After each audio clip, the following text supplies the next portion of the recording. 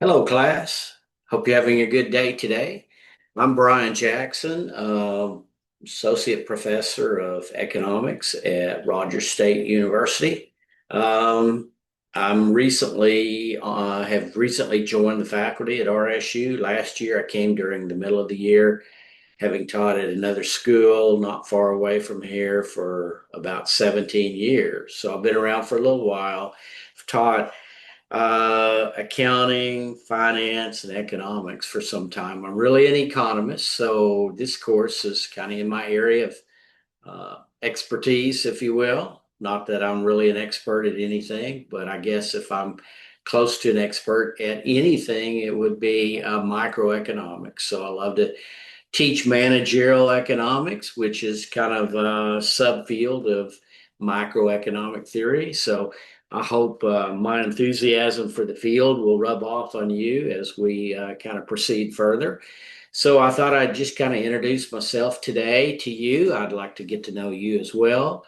Reach out to me as you're able to. In fact, I'll ask that everybody in the class, once you've read the syllabus, will at least send me a little blurb about yourself. Primarily email me that you've read the syllabus. I ask that everyone in the class would do that. But then beyond that, I'd welcome that for you to tell me a little bit about yourself and anything you think about your situation. I need to know as your professor. So it's my great honor to serve as your professor this semester. So we're embarking on the study of managerial economics. The field of economics is a broad field, very broad. Much of what we study in economics at the master's level and below is macroeconomic theory. A lot of that, is up for debate. There's different schools of thought and so forth about how the macroeconomy works and how it ought to work. And there's a lot of policy questions and so forth in macroeconomic theory. Now, in microeconomics, which this course is belongs to, there's not much up for debate. There's really not much to haggle about. You're going to learn in this course a lot of well-defined, tried and true approaches to handling problems that are frequently encountered by management in the workplace in general, but much of the context or that we'll be looking at in this course will be a production environment. So we're making something, tables, chairs, or what have you. We'll also consider problems encountered by service organizations as well, law firms, dental firms, and so forth. But at any rate, we're going to look at the supply side of the economy for the most part. We're going to look at how to analyze problems that managers frequently encounter. And we're going to learn how economists have a kind of a distinctive systematic way of addressing problems like how much should my firm produce to maximize profit this month or minimize cost or to achieve higher efficiencies and so forth. So there'll be a little bit of, alas, I hate to say, perhaps for some students, mathematics. I don't want you to let your math phobia kick into gear if any of you have that. But we will need to learn some basic tools in this class that are kind of mathematical in nature. So in another little video clip that I'll produce here, maybe today, I will kind of do some very basic differential calculus, kind of introduce you to that topic. If you've not had anything like that, well, hopefully in the 15-minute or 20-minute video that I'll produce, I'll give you some idea about what differential calculus is and how it can help you address some of these problems we'll be looking at. So at any rate, I look forward to serving you as your professor this semester and would just ask then that you reach out to me This is a big class. I think I looked at the total enrollment here over 3 sections. There's somewhere around 60 students, I think. Uh, Most of you are online, but not all. There are a few students who signed up for the smaller face-to-face section, which will meet on certain Wednesday nights through the 8-week term. All of this is spelled out in the syllabus. But I will say there'll be 4 Wednesday nights. I think the first one is October 22nd, but double check the syllabus on that, okay? I have the 4 dates on the syllabus, and we'll look at the syllabus here in just a minute. But, for the most part, this is kind of an online course. It's not completely asynchronous. I will at least on a weekly basis be posting new assignments, new readings, and so forth. So we'll commence with that here on the first day of class, which this is Sunday. I'm producing this video Sunday the 12th, so the class begins on Monday, October 13th. And you will see that I will begin to populate the Blackboard shell for this class with readings and assignments and so forth at that point. But as far as the fairly regular Wednesday night meetings that I'll have on campus goes, I will welcome anyone to come participate in those as you wish. But there's a handful of students who did enroll in that particular section, and they'll kind of get priority in the way of, if we have limited time for me to answer questions and so forth, I want to make sure that their concerns are addressed first, because alas, they did enroll in that section. The face-to-face, or I guess it's a blended section really. So there's like one of my 3 sections here with Econ 5123 is a blended section. The other 2 are strictly online. But if you can't make those sessions, and that's fine if you don't, what I intend to do is video those sections, record them, and then immediately following those meetings, I'll be posting those videos online. So, there's no advantage to being in class unless you want to dialogue with me. If you got particular questions to ask of me, and I'll certainly do what I can at that time. Otherwise, you can watch the videos at your leisure. I'm pretty much a laissez-faire, leave you alone, let you proceed at your own pace. I don't micromanage my students. I like microeconomics, but I don't like micromanagement. Okay, I'm not into micromanaging anyone. Heck, I can't even micromanage myself. So what that means for you in this class is that here in this 8-week term that we have, these 8 weeks we have together, I've broken the course into really 2 units, 2 4-week units. And at the conclusion of each of those units, really the lion's share, if not all of your homework that's assigned during that unit will be due.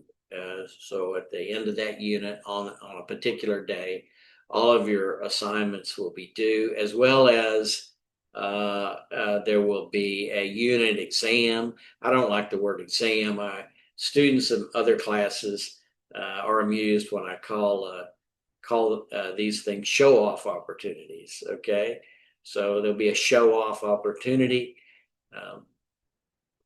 Call it a unit exam if you want, or test, at the conclusion of each of the 4-week units. So there'll be 2 show-off opportunities. So those will be 2 of 3 components to your grade. So I guess we could look at the syllabus, and we will here in a minute.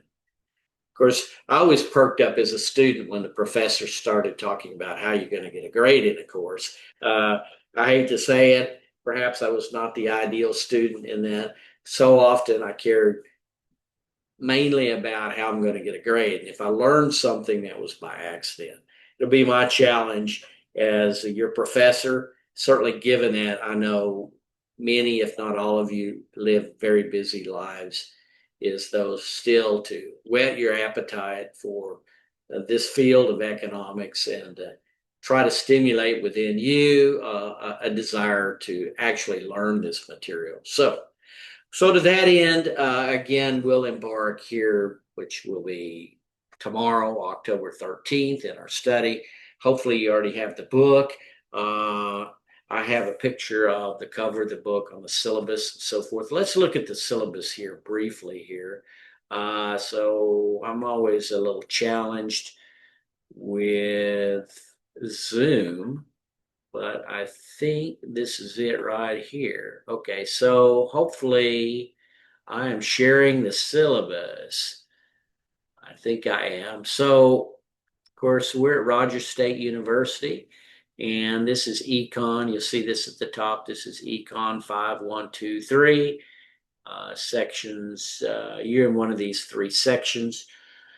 I think it's the 202B section that will actually is kind of expected to meet with me 4 times this semester face to face, which is good. I look forward to that. So here's some data about me. I'm Dr. Brian Jackson. Some people call me Dr. J. I have a PhD in economics, master's degree in math way back there. Probably before I earned the master's degree, anyway, before many of you were born. It was over 40 years ago. That's how old I am. I've also studied finance at Harvard University and have a graduate credential there and so forth. So I've kind of done this stuff for, at least studied this stuff for a while. Been an academic though most of my life. Which can be good or bad, okay? But I welcome everyone's real world experiences in this class. I think that's always a great supplement to what your professor perhaps brings to the table in the way of theory. So at any rate, I just want this course to be a dialogue amongst us here. And though I will say that unlike perhaps most, if not all of your other graduate courses, I just don't get into this discussion board stuff. Okay. I know it's there. I know it's ubiquitous almost with online graduate level education. Oh, I got to do a discussion post, hear students talk. To me, I just don't mess with that. Okay. So that's just my philosophy. I care about you learning things and building your intuition.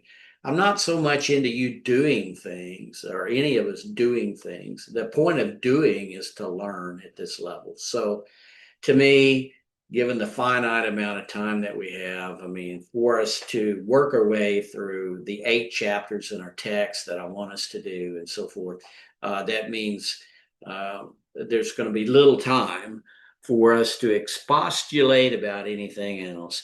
That may come later in your career, but right now you're imbibing, you're drinking in information, and that's just the way it is. So no discussion board in this class, no sharing of philosophy for the whole world to read beyond what makes the course interesting.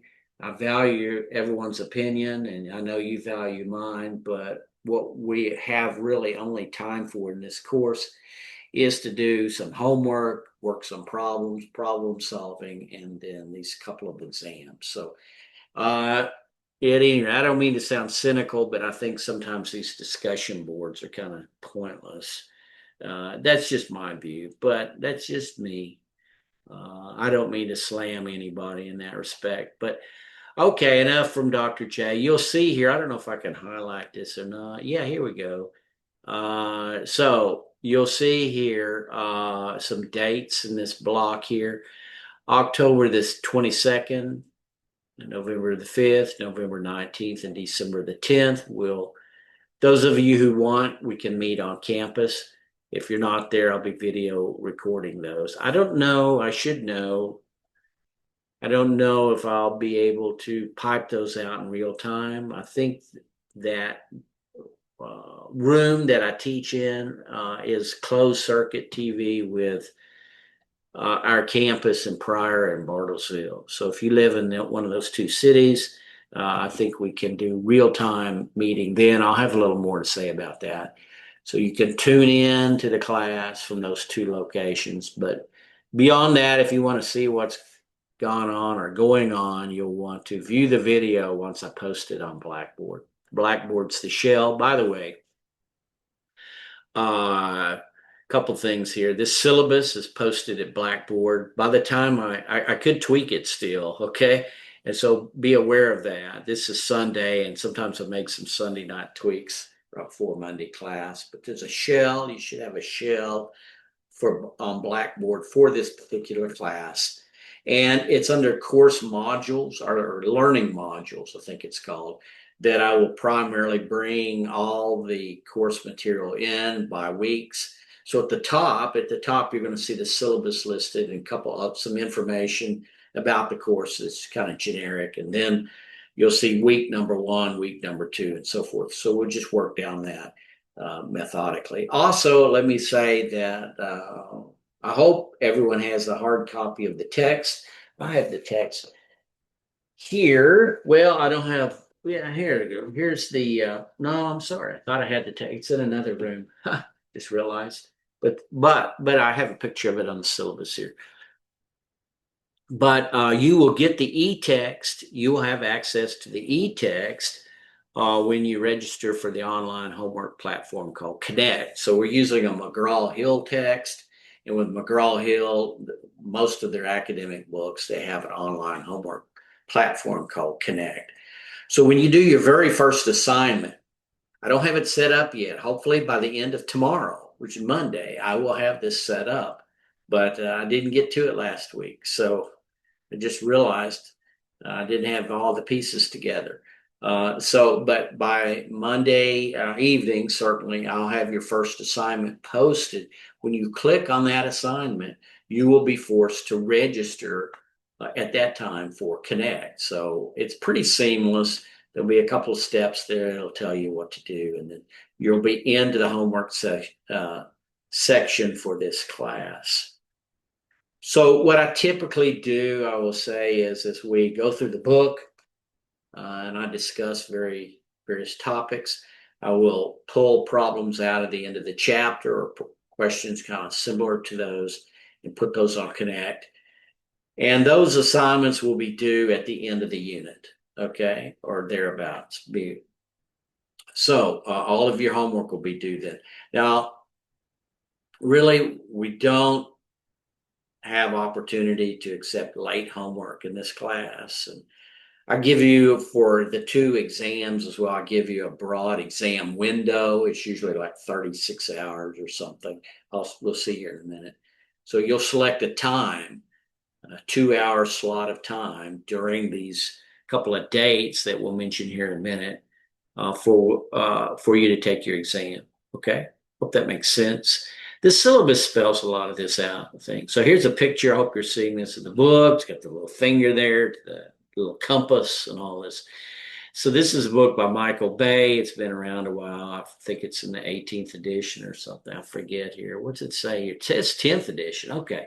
Thought it's been around longer than that. I'll be using, it says 10th edition, but there's also the 2025 release. There's just a little tweak there. It doesn't matter to me whether you use the 10th edition or the 2025 release. They're essentially the same book. Okay, so the e-text, it says here, will come with your registration on the online homework platform. This is called Connect. And there'll be registration information posted on Blackboard as well. So look for that to come Monday. Here's grade components. There'll be 2 unit exams and so forth. So I'll talk about that here. Here's the grading policy. So here's how you're going to earn a grade in this class. It's 30% of unit exam 1, 30% at unit exam 2, and 40% of your grade will come from your assignment average. So this assignment average is where you earn points on the online homework system. Now, again, I try to allow plenty of time for you to do work do your work, submit it. I know everybody's got jobs and everything else. I've already encountered situations. Well, Dr. J, I'm going to be gone this week or that week. So, that's your doings. Okay. I mean, um, I don't know really what's going on in your life. I'll just say that broadly speaking, there's two due dates through the semester, and corresponding with those are exam dates, and a whole pretty fast to those. So manage your life accordingly, because you're going to see those dates here in a minute. So you can begin that effort today if you want. There'll be a 24 plus hour exam window. So usually I think I give like a day and a half, during which you can, at whatever time you wish, you can select a 2 hour period to take the exam. And so the exam will be proctored. Okay, we have an online proctoring system we're just beginning to utilize at Rogers State. So I'll be giving a little test quiz, one question: who was the first president in the United States, or something, here in a few days or a week or so, so you can make sure your system works with the exam proctoring system. So that's all on you, okay? Because I get questions about, oh, my Wi-Fi is not working here. So I don't know anything about anyone's system. In fact, I'm a technophobe anyway. So this is something that will allow you then to debug or work out if there are any snags in your, incompatibility between our system at RSU, our proctoring system, and your computer. Okay, enough of that. I don't mean to belabor that point. So you'll need, read this carefully. You'll need to have a computer with webcam here and so forth to take exams. In online education today, we just make that assumption that everybody has this. Can't use artificial intelligence. Someday they'll replace us all with a robot, I suppose, but we're not there yet. But let's not replace ourselves as students with AI. I know there's Chat GPT and all that out there. I'm just saying that I expect you to not use any of that in this course. I don't care what Chat GPT knows. Okay. Uh, there's an ethic that seems to pervade online education today, is that if you can get away with doing something, then it must be okay. And I may not say, don't do this, don't do that, don't do this, but still, there's an expectation that we're honest when we certainly do exams and so forth, do homework and exams. There's an general expectation here from your professor that we're honest, and that we're doing these things to learn, not to simply get a grade. Okay, I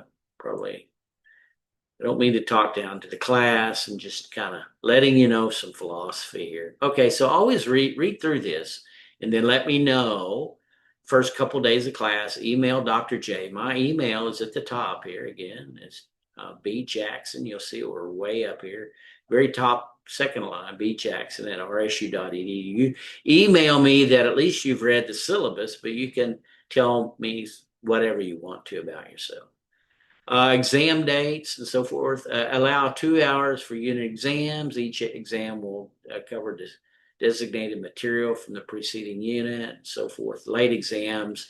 If I have to give a late exam, I do not plan on it. Okay, class? It's just not fair to the class when that happens. But if, I don't paint myself in a corner. So if your Aunt Polly dies or something, and I mean, I will tell you, I get a lot from students. My dear wife of 28 years passed away 12 years ago. I've since remarried. So I don't mean to tell you a sob story, but we had our funeral on a Wednesday, and I was back at work 2 days later on Friday teaching classes. So I know what it's like to deal with hardship and still have to move forward. And so I kind of, I know things happen, but for the most part, I would expect that these dates here, especially for Unit 1 and Unit 2 exam, are dates that for the most part, all of us can make work for us. So you'll see here the exam window specified. Wednesday night after that class, I think that we meet together. If there's any last minute questions, I'm available. But otherwise, at 9 o'clock in the evening, the exam opens, and then it closes the following Friday at 10 in the morning. So that's almost, I mean, that's like 36 hours or something. I don't know, 35 hours. So you should be able to find a time, 2 hour space in there somewhere to take the exam, just twice a semester. Okay. Here's the outline of the course. You'll see here coverage, chapter 1, 2, 3. I may come back in here and be a little more explicit about what those are. So the first exam here it mentions is on November the 5th. It's when it opens. It ends on November the 7th. So it's talking about the first exam here. There's these lecture opportunities. The last exam, which we could call the final exam, is here. Shuts down on the morning of December 12th. I must hold to that because I'm taking my dear wife Shirley on a cruise the following day, December 13th. We leave for a well-deserved, I think, outing, Western Caribbean cruise. So I'm just saying, hey, we gotta have this course done by then, and I have to have grades done and submitted and so forth. There's the general boilerplate stuff, academic integrity and student with disabilities. There's a syllabus attachment as well. I'll have posted at the Blackboard shell here. So I kind of had to run through that. I wound up going longer than I intended, but I think for my inexpensive version of Zoom, which is what I'm using to produce this on, I have only 45 minutes. So I haven't quite consumed all of that, but I just want to make sure we got through this. So hopefully I'm not making you seasick by scrolling back and forth to the syllabus. But what are there? About 8 pages here. So you want to read this carefully. If there's anything, there could be some minor detail here I'll adjust by the time I actually have this posted on Blackboard. But as of this recording here, main thing is there's 2 units to the course, and we'll proceed through 8 chapters of that book by Bay, and then we'll look at some other topics as well. So, I hope this is informative and helpful to you, and I hope also that, again, you learn to love the wonderful field of economics in general. It's a little unfortunate that one of the early classical economists coined the term, and this is in the 1800s, coined the term dismal science as an appellation here for the field of economics.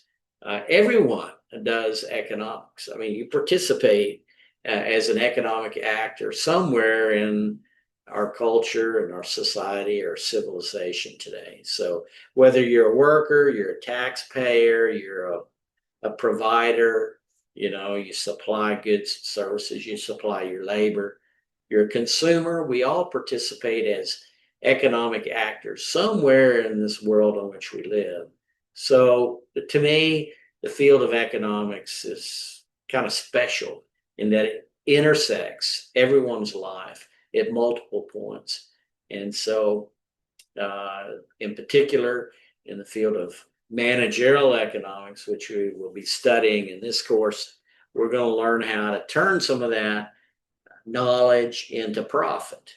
Ultimately, and presumably in a capitalistic society or system, the objective for all of us is to maximize profit.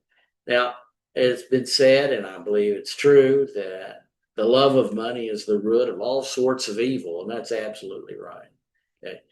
As you can get hung up and you can love money so much that you do things you ought not to do and not do things you ought to do. But beyond that, we have to acknowledge that money, while it doesn't make the world go around, if you're going to if you're going to function in our culture, in our society today, you have to know how to manage money. You have to know how to, when I say manage money, manage expenses and costs. You know, also have to know how to generate money, okay, for yourself. That we call that revenue, or that's the top line on an income statement, or the bottom line, which we really care about, which is called income. We all are learning how, and I'm sure every one of you as well, as I hope to get to know you, because by virtue of the fact that you're students and you're bettering yourself in a master's program, you're learning how to generate for yourself income.